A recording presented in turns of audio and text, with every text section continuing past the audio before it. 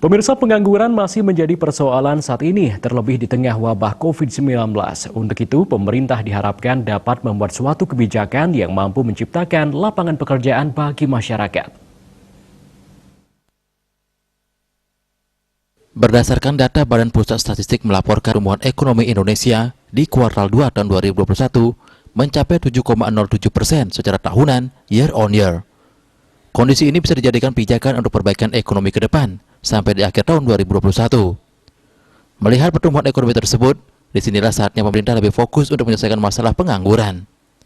Dengan lahirnya Undang-Undang Cipta Kerja, bisa dijadikan suatu landasan untuk perbaikan ekonomi ke depan. Menurut pemerhati ekonomi Tutik Kusumawardani, pemerintah harus melakukan terobosan baru seiring dengan program pemulihan ekonomi nasional. Pemerintah diharapkan dapat membuat suatu kebijakan yang mampu menciptakan lapangan kerja di tengah pandemi COVID-19 ini. Ditambahkan PPKM level 3 sudah memberikan kelonggaran untuk kegiatan dunia usaha. Selain itu, stimulus yang diberikan tentu akan bisa mendukung penuh terhadap pelaku UMKM. Pemerintah membuat suatu kebijakan-kebijakan yang mampu untuk menciptakan lapangan kerja.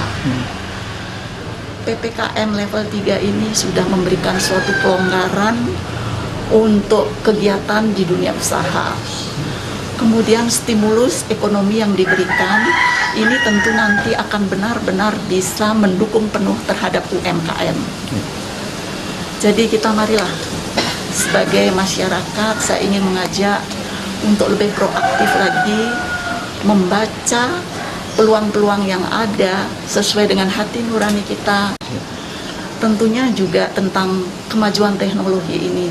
Bagaimana kita harus bisa menguasai kemajuan teknologi agar kita bisa meningkatkan kompetensi diri, menjadi diri yang lebih profesional di dalam menghadapi persaingan-persaingan di dunia usaha.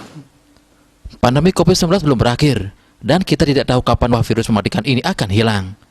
Meskipun penyebaran vaksinasi sudah dilakukan, kemudian herd immunity sudah terbangun, kita tidak boleh mengabaikan protokol kesehatan. Andika, Bali TV.